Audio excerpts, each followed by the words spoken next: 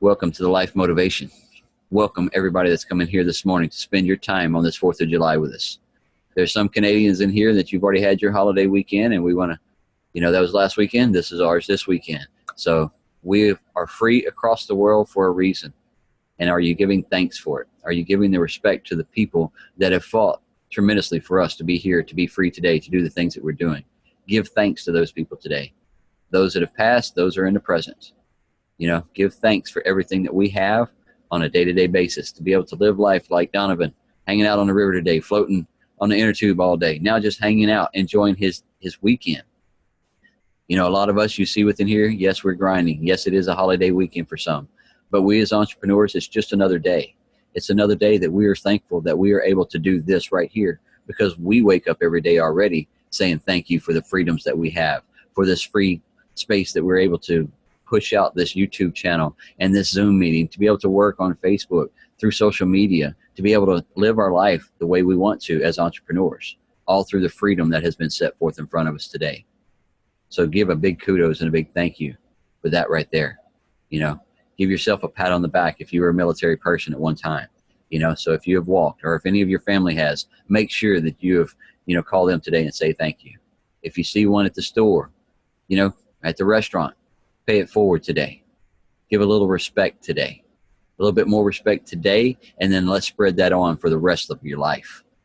That little bit that you feel today, I don't want you just to have this gratitude for the happiness today because you can go to the beach and barbecue.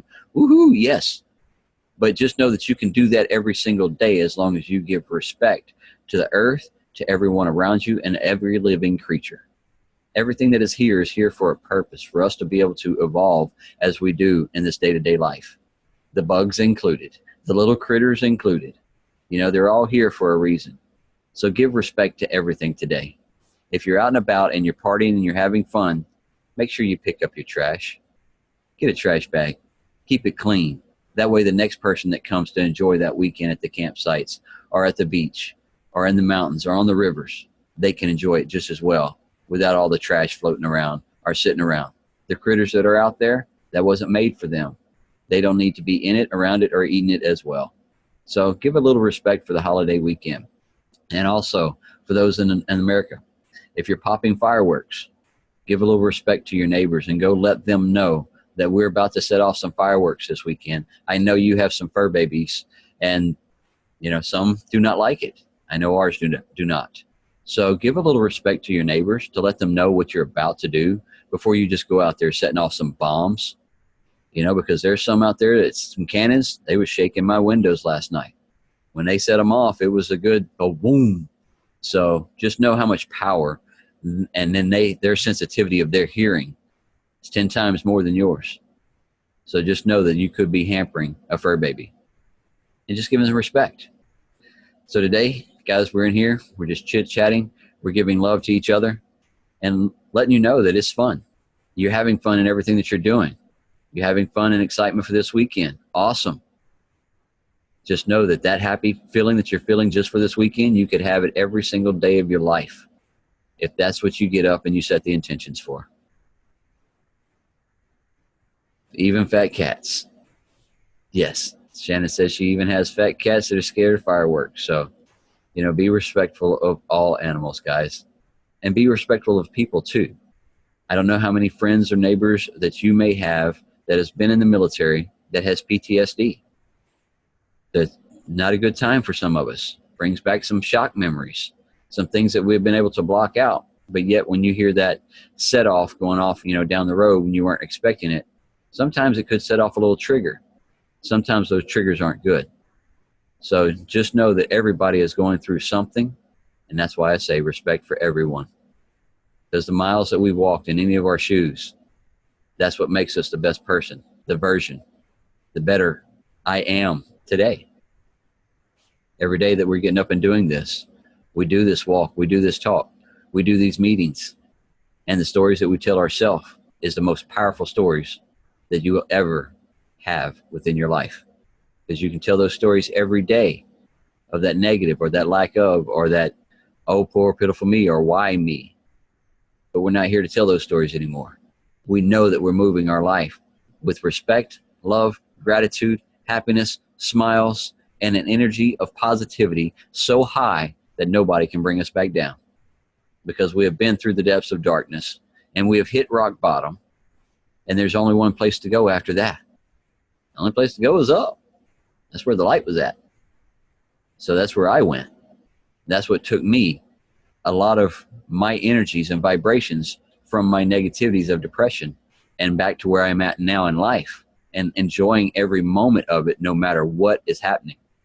Yesterday, a lot of people was freaking out because Facebook, you couldn't see the pictures and couldn't see the videos, and, oh, it's shutting down. Oh, it's happening. Here comes K-12, K2. Yeah, you remember all of that, scare tactic stuff. It was flying all over. What did I do and what did I tell my team? Shut down your computer, grab a book, go meditate, go clean your house, take the kids to the park, go to the beach, go do something besides the freaking computer, and then you will understand that it will be okay. There's a bug, it's the problem, it's not yours. So go and live your life and have fun. And then when you come back tomorrow or tonight, guess what? Everything will be back on track. Because all they had to do was track down the bug. All they had to do was find it, crush it, kill it, and then de-weed it. They got it out. That's it. But yet it wasn't your issue, but so many people turn to where they make it their issue immediately. Because our first thought was, oh, my internet's down. I've got something wrong with my internet. Oh, what's going on with my phone? I got to update my phone. But there's no updates. Then you turn it off and you turn it back on.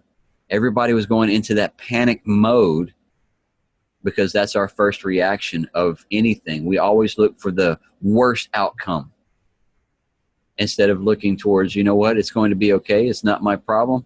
It's a computer system.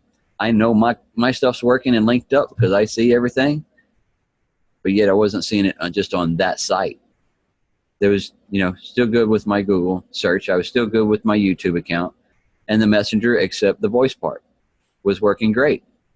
Test a few things, see what is working, see what's not, see how you can get in contact with those clients and those people, that you need to without the panic mode.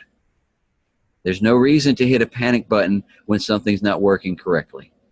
There's no reason to hit the panic button when you didn't hear the words from a conversation that you thought you should have heard from that person. When you ask a question to a child and sometimes you was looking for a different response, but yet it wasn't a response. And what do? You hit the panic mode and want to just reach over there and, I know you're lying to me, No, it's okay.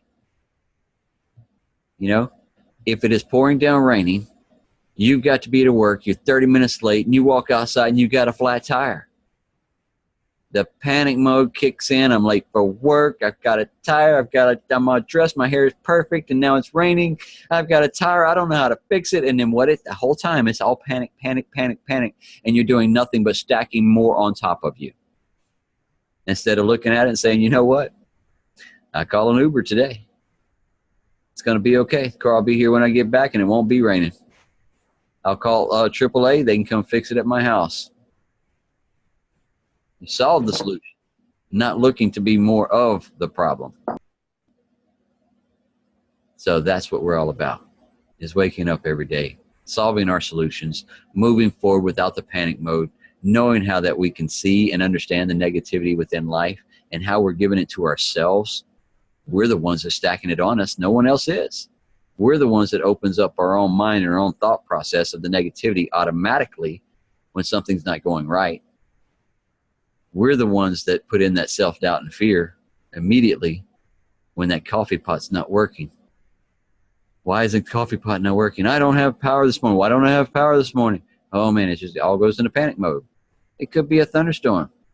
Could have knocked out a transformer up the road. But yet, you're freaking because you don't have coffee. Oh, what am I going to do? Here comes the gremlin that's fixing to come out at me. Guess what? You always keep an old percolator around. No matter what, you can still have a fire. You still put that coffee on there and heat up that coffee. So always have a solution in the back of your mind, no matter what. Some of that old equipment that y'all thought is antiquated, and it's not new. It's not the new updated Quasar. It's not the one that does a cup for me right instantly. Oh, man. Guess what? I tell you, some of that old stuff that my grandparents had, I'm glad I kept it. I'm glad I've had it around through some of these years. because those old-timey stuff, they still work. They knew how to do it. So always know when things shut down, things may not be working the way that you had planned it out the night before, and that you're going to get up and I'm going to take care of this training. I'm going to get my funnel built, going to get my videos done. I'm going to get all that uploaded. Didn't happen. Did I freak out? Nope.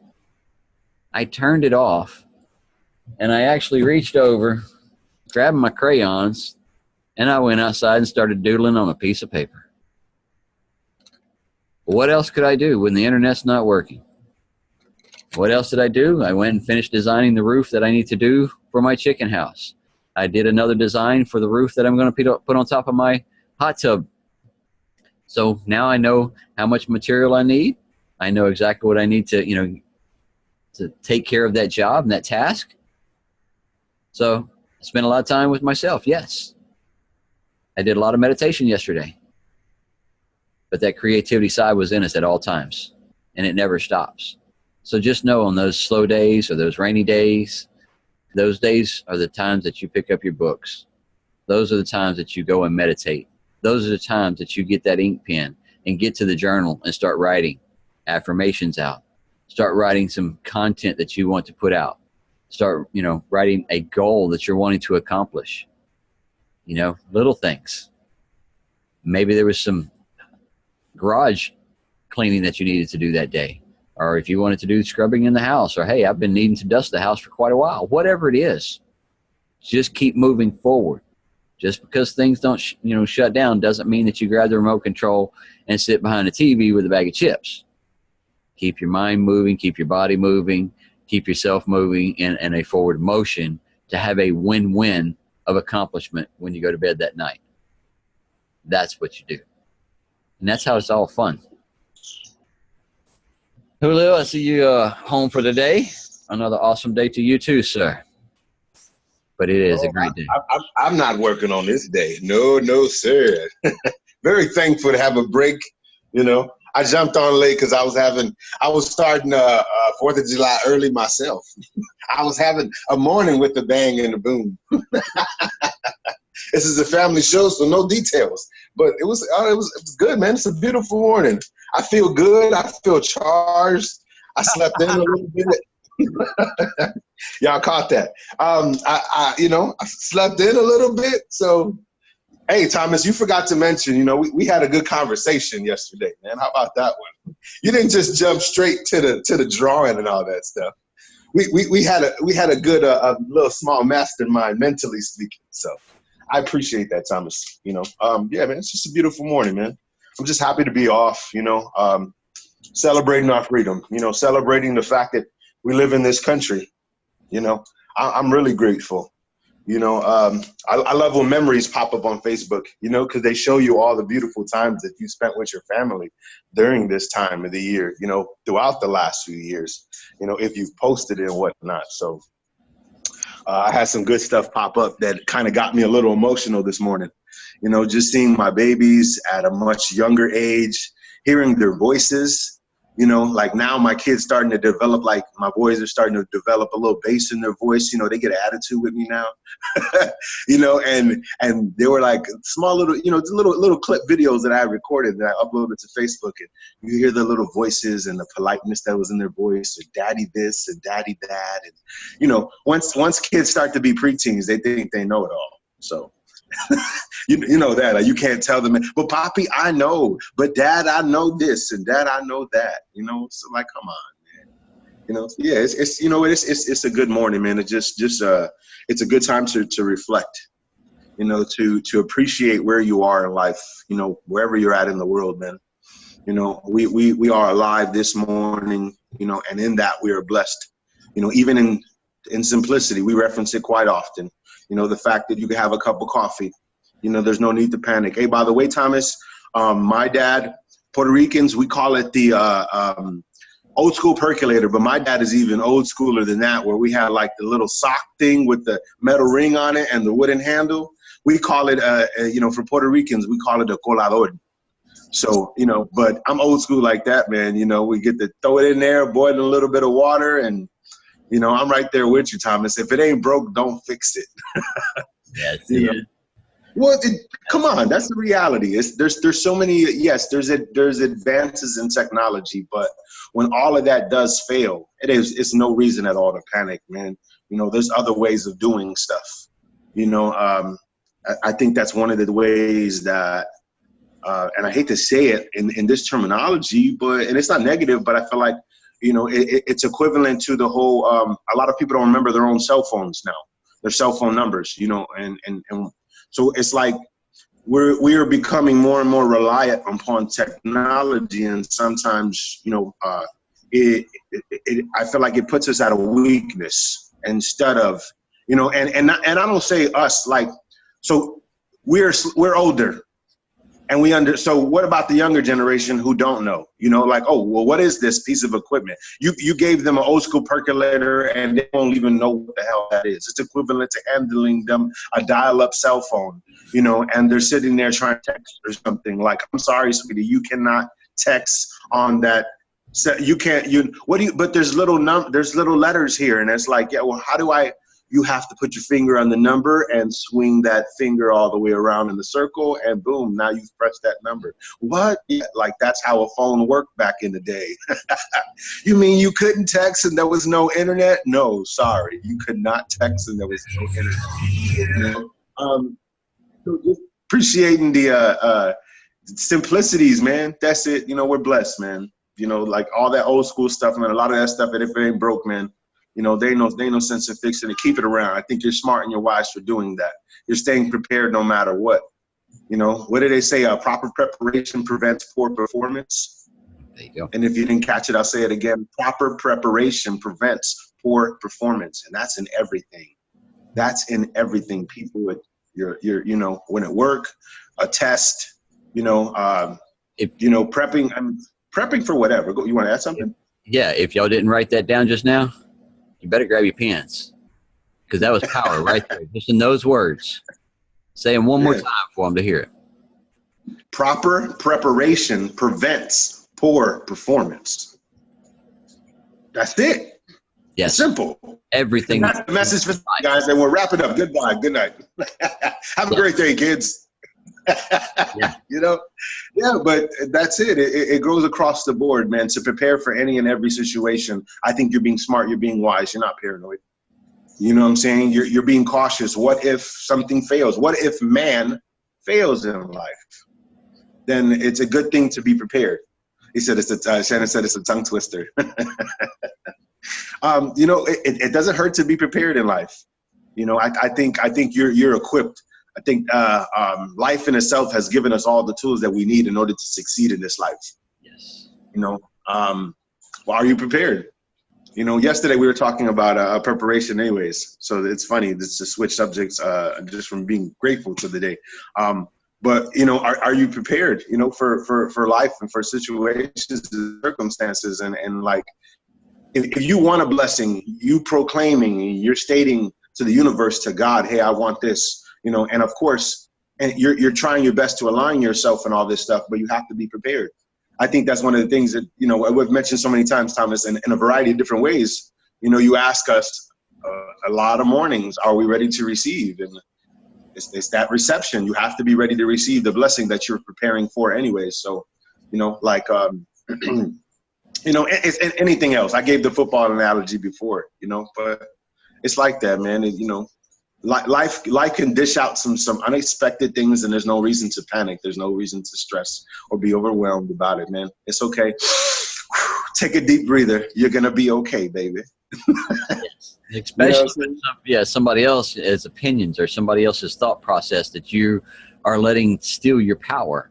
And then guess what? They stole your light for the day because you let that affect you. You dwelled on what somebody said, or you dwelled on what do they think that I look like, or, you know, they're looking at my son when we was traveling, tattoos all down his arm and on his neck and stuff like that. And he wore tank tops all the time. And, you know, when people drive by and he'd have his arm out, and then people would drive by and be looking, and he'd be like, what you looking at? And it's like, change your attitude due to the fact that they weren't looking at you.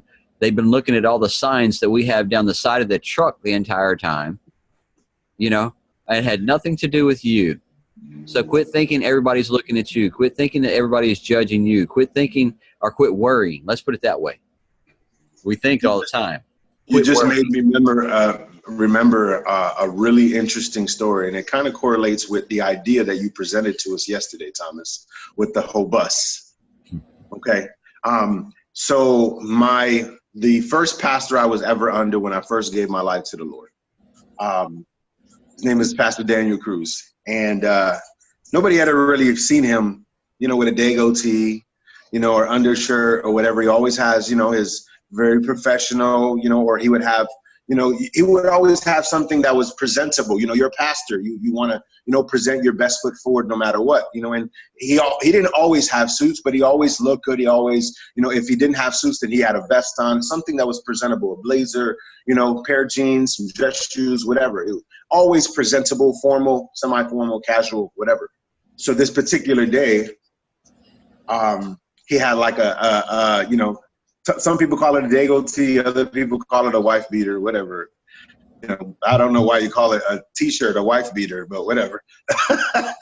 I've heard different terminologies in the United States depending on where you live and what city. But that particular day, he had fake sleeves on, Thomas. Fake tattooed sleeves. And he he let everybody get in the church, and he had the greeters greet people when they're walking in the building and the ushers and all this stuff. And, service is about to start. Worship went on, it was awesome. Normally he would partake in worship and all of that. So service, the morning worship was just ending, and he walks in from the back foyer area in through the center aisle.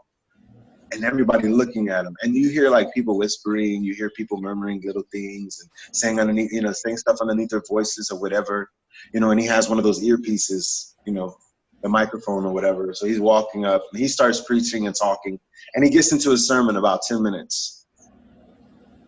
And he starts talking about how we're so quick to judge, how people look at you, judging a book by its cover, how that plays into a role to bullying, stereotypes. That person looks like a gangbanger, or that person has to be gang affiliated because he has a hat sideways or backwards, or he starts talking about all these different forms of imagery. I didn't even start it. He's sitting there and he's talking about all this stuff, and he goes, "Oh, you guys have never seen me with my shirt off before? You mean you didn't know I had tattoos? Oh, what you thought? You thought that I just, So he started getting like a little hood, on purpose, intentional, blah, blah, blah. He goes, "Oh, I heard you guys. And I've seen the looks that you guys have been giving. Oh, you don't think this is presentable for a pastor?" He goes, "Everybody has a testimony. Everybody has a story. Everybody has a past, right? And we're being delivered, right? We have been redeemed, right? We're not the person that we used to be, right? We're stepping into something new. We're stepping into, right?" He goes, we're not supposed to judge, right? And the way that you judge others, you will be judged, right? Don't be so quick to point out the speck in your brother's eye when you have a log in your own, right? So he starts going into all of these analogies that are presenting from a standpoint that we judge as humans, as beings, as creatures. We look at our fellow man, at our brothers, at our sisters with this, judgment. The word says that in the same way we judge, we will be judged. So y'all better be, if that ain't something to write down or be mindful of, take that little tidbit. And then he rolls his sleeves off, after he goes off on this like dramatic tangent, and he looks at y'all and he's like, "Be honest." He goes, "You could scream, you could yell. Can I get some feedback?" And everybody started giving the little feedback. And then he pulls the sleeves off and he goes, "You thought these were real? You thought these tattoos were legit? You thought I inked up my body?" He goes, "You were so quick to judge. I heard all of you guys making your little statements. Everybody was quiet. You could hear everybody whispering. Oh my God, look at that." And, he starts saying all of these variety of things that he started to hear. Do you do that? As people, man, you can't judge, man. You can't never judge a book by its cover. You have no idea what somebody is going through, man. That's why I love what we do. We have the ability to shed light in a situation of darkness. I love the concept of, I love churches, so to speak, but the concept of greeting people in general. if you went to a house or a place of worship, it doesn't have to necessarily be a church. It could be a synagogue. It could be a mosque. It could be a temple, whatever, whatever the case may be for you, a place of worship, and recognition of a creator. And you go there, do you feel welcome? Do people greet you, shake your hand, and so forth? When you go to a place like that, you would expect to be loved. You expect to be open. You expect to have that open arm concept or welcoming, to feel welcome, but there's places that I've been to that you don't get any of that. There's no wonder why people feel the way that they do about things of religion. There's no wonder why people feel the way that they do about the house, about certain houses, because it's a temple, or because it's a church, or because it's a mosque, or because it's a whatever. Doesn't always necessarily mean that the spirit is there. Doesn't necessarily mean that the people there have the right heart, and the right concept about life. Good. One thing about the spirit, and one thing about you, he's always within you. He's always walking with you. So no matter where you're at, I don't care if you're in the middle of the woods. I don't care if you're in your bedroom, in your bathroom. I don't care anywhere you're at. You need to talk, start talking. All right? Because they're there listening. The congregation. It's a promise, Thomas. You're talking about a promise. You're absolutely right, Thomas. The congregation, they're the ones that you get around to network with. They're the ones you get around to uplift, inspire, to fellowship with. Are they all imperfect just like you? Yes. That's why we cannot judge, because there is no perfect one that's walking on this earth at this time shape form of reality that we're in right now. We're the ones that are creating the better world. We're the ones that are creating the better love. And when we get back into a harmony, then he will come and show himself to us. But yet we have to get us within an awakening. We have to get us within an attunement. We have to know where we walk and where your true belief is at. Where is your true faith held within you? What do you feel the strongest within that heart? Are you connecting the two? Are you connecting to dots to awaken to the abundance of everything that they have laid forth in front of us? And it's not the material things that people are looking for. The abundance that he had laid forth in front of us is just the everyday taking this breath, being able to look through these eyes, to be able to hear my children on the other end of the voice, when they talk, to be able to go outside and have the physical abilities to play with them, to be able to have this roof and the food that's growing out of my garden over there because I planted a seed, to be able to go get cucumbers and figs off the tree yesterday with some okra as well and some little cherry tomatoes. Guess what? That all came from a seed that we planted. So what are you doing to nourish others today? Are you nourishing them with a seed? Are you planting little seeds in everyone to make them more inspired to do something with their life? If not, why not? Quit being the one that's hitting the button every time, that the panic button. Quit being the one that is always prejudging, because your house is not perfect. I promise you. Your house of glass has streaks in those windows. So get those windows clean. Get your life and your vision clean. Get your focus clean. Get your direction of where you're wanting to go and being in tune with you. And then you will be able to harmonize with others. But if you're not in that awaken within yourself first, then you're more worried about what everybody else is saying or doing or thinking about you. Guess what? It doesn't matter. This is your journey. This is your life. Live it. Create it. Have fun with it. Enjoy those that you're around. Nourish the ones that you're around. Harness the energy of the power of the little kids that you're around, the grandkids. Even some of the 21-year-olds that think they know it all, they still can give you some of the information that you still need. But just enjoying every moment of life altogether. Because those are the things that you can take back with you, and that is it. So are you creating more today to make it a memorable life? Are you painting that puzzle piece the way you want it today for your design? If not, where'd they go? Get out your crayons. Because then you can color that piece exactly the way that you see it today. To be able to see the beautiful sunrise this morning. To be able to watch the beautiful sunset this evening. To be able to enjoy my time that I have with my family and my loved ones today. That's all little drawings going on my puzzle piece today. Because I'm living a full life. And everybody you see on this screen is doing the same. They're living a full life because they're awakening to the true potential they have within inside themselves. That's all we're asking you to do, is wake up your inner being, your well-being that you have within inside of you. Take that source energy, grab it, harness it, and be scared as hell of it. Why? Because it is going to show you some things that you never even thought could truly happen within your life. But once you start seeing those visions of it, you're going to say, you know what? I'm going to have fun in everything that I do and everyone that I'm around. I share love and I share happiness and I share smiles. I share this inspiration everywhere I go, no matter where I'm at, because that's what I give back, because my cup is full. If I leave tomorrow, I know I'm leaving a happy man. I know I've left a fulfilled life, and I know those that are around me and those that love me know that I love them just as well. And they know that I'll be right there beside them, right there in that memory and within their hearts for the rest of their lives. Same thing I'll be in a lot of y'all's. I'll be in your memory. I'll be etched in some of the things that you go and you start doing in life. You're going to hear my little voice. You're going to hear some of these words. Sometimes they may have been over your head for some of those that are coming in here. The things that Julio and I bring to the table, a lot of people don't grasp or receive at first. But yet, a situation or something pops up, then what happens? Our voices pop up. Hey, I remember those two guys talking about that. You know what? Where's that video? Let me go back and watch that. You know what? They were right on point. You know why we're right on point? Because we're talking about life in general. We're not talking about a pipe dream of something that you can do. We're talking about something that is tangible for you to do, and it's not a pipe dream. Loving yourself, giving yourself good dreams, giving yourself those goals, writing those affirmations down, that's just a little part of the process.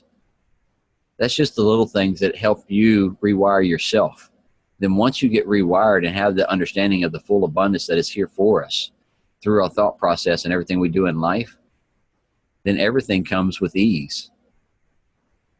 The money will come with ease. The friends that you need to be around will come with ease. The new business partners will come with ease. The new opportunities that need to be in front of you will come with ease. You being able to just live your life will come with ease. You not worrying, less stress, no anxiety, no high blood pressure. Your cholesterol is level. You're getting your weight in check. You're feeling good inside and out. What are you here to lose? Everything that we're talking about is nothing to do but improve yourself in all areas. Cool. And that was a challenge when we first started all this. Everybody does the 90-day, everybody does the 30-day, this, that, and the other. But just for this, just to show up for yourself, just to be accountable for yourself, we did 365. And guess what? We're here on the 4th of July.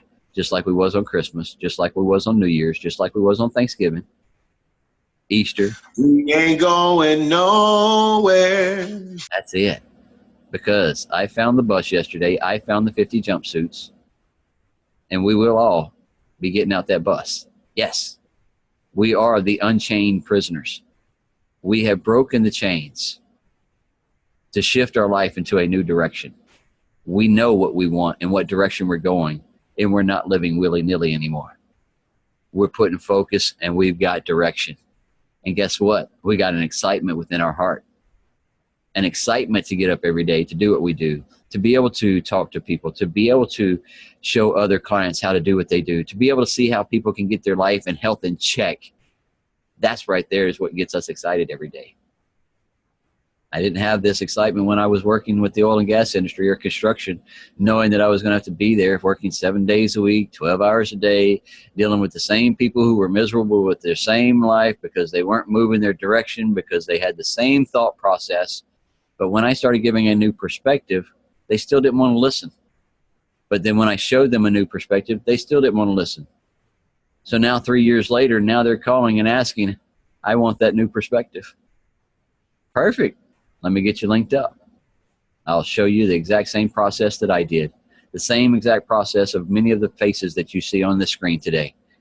We've all shifted our life into a total different direction of learning a new skill, to be able to build an online business, to be able to build a business tenfold if we already had it. You know, to be able to know how to market and be an affiliate for programs across the country, all online. Yes, it does change your life.